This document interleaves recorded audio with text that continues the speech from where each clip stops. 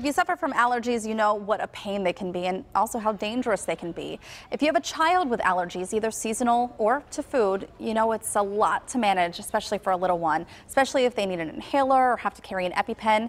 Here to help students handle their allergies during the school day is UPMC Children's Hospital pediatric Deborah Albright. Good morning. Good morning. This is such an important topic. I know as we're getting ready to send our kid off to school, we're being asked about allergies already.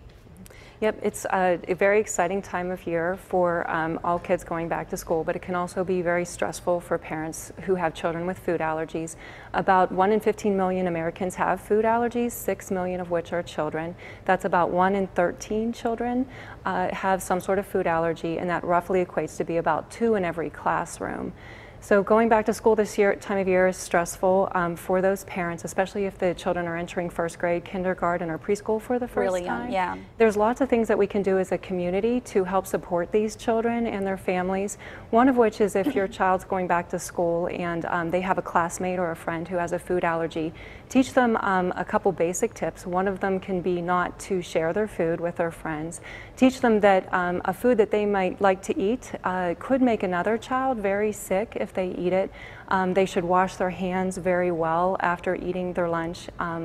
And that's everyone, because if I'm not allergic to peanuts, but I have a peanut butter and jelly and I shake someone's hand or give them a hug, that could result. Exactly, or you could spread it around the classroom, the furniture, shared equipment, and so washing hands goes a long way. Soap and water works better than the alcohol-based hand gels.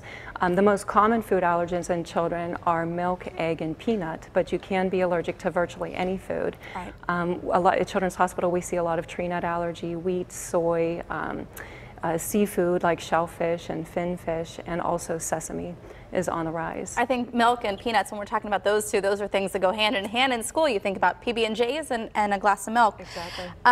There's a program or something that you can teach your kids called Be a Pal. Can you tell us what that is? So PAL stands for Protect a Life, and it's this program is put on by the Food Allergy Research and Education Network, and you can find more information about this at www.foodallergy.org.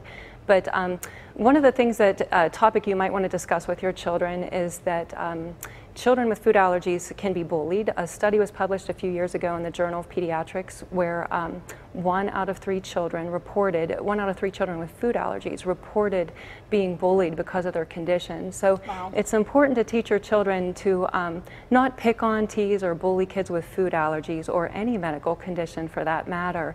And if your child sees this going on, they should notify a teacher or a coach or some sort of school official so the situation can be further looked into and ideally remediated. So we're not just talking food allergies too.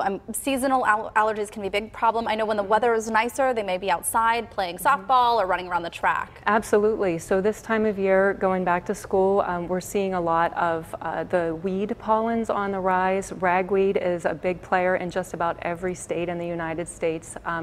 It starts pollinating in August, but levels will peak sometime in mid-September, and ragweed pollen can be found on the pollen counts all throughout October until the first frost. And of course there's many other weeds out there too, like sagebrush, pigweed, and mugwort.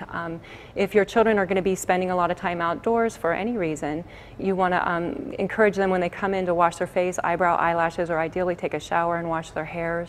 Also, if they have asthma, you want to make sure that they have their inhaler readily available, their albuterol rescue inhaler.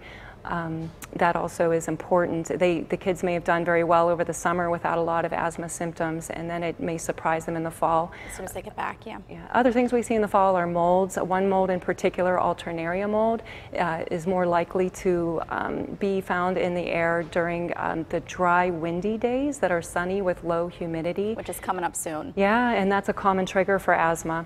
Okay. Well, thank you so much, Dr. Albright. We really appreciate you coming on. Very important stuff here. Dr. Deborah Albright, pediatric allergist at UPMC Children's Hospital of Pittsburgh.